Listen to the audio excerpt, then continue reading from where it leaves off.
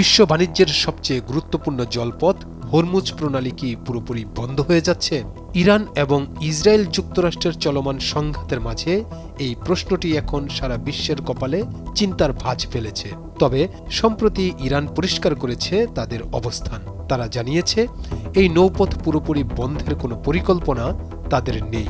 কিন্তু সব দেশের জাহাজ কি সেখানে নিরাপদ? এখানেই লুকিয়ে আছে আসল রহস্য। ইরানের সামরিক বাহিনীর এক মুখপাত্র জানিয়েছেন, হরমুজ প্রণালী অতিক্রম করতে ইচ্ছুক সাধারণ কোনো জাহাজকে তারা বাধা দিবে না। তবে বড় একটি কিন্তু আছে। সরাসরি হুঁশিয়ারি দিয়ে বলা হয়েছে, যুক্তরাষ্ট্র এবং ইসরায়েলের সঙ্গে সম্পর্কিত কোনো জাহাজ এই প্রণালী পার হতে গেলে সেটিকে সরাসরি নিশানা করা হবে।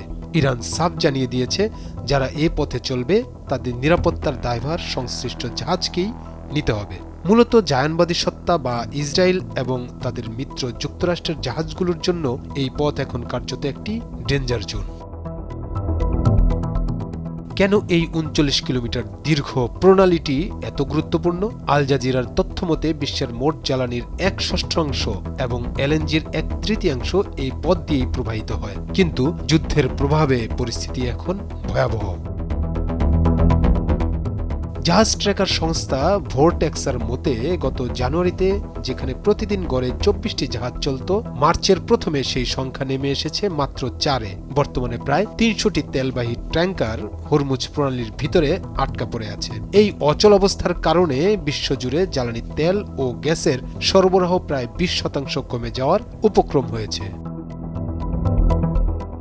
হরমুজ প্রণালীর এই অস্থিরতায় সবচেয়ে বেশি দুশ্চিন্তায় আছেন বাংলাদেশের ব্যবসায়ীরা। কাতার থেকে আসা এলএনজি বা মধ্যপ্রাচ্যের তেল সবই এই পথ দিয়ে আসে। যদিও ইরান, চীন সহ কিছু দেশের জন্য নমনীয়তা দেখাচ্ছে, তবে যুক্তরাষ্ট্র ও ইসরায়েলের সাথে সংশ্লিষ্টতার অজুহাতে যে কোনো সময় সরবরাহ বিঘ্নিত হতে পারে। বিশ্ব অর্থনীতি কি পারবে এই ধাক্কা সইতে, নাকি জ্বালানির সংকটে থমকে যাবে উন্নয়নশীল দেশগুলোর চাকা?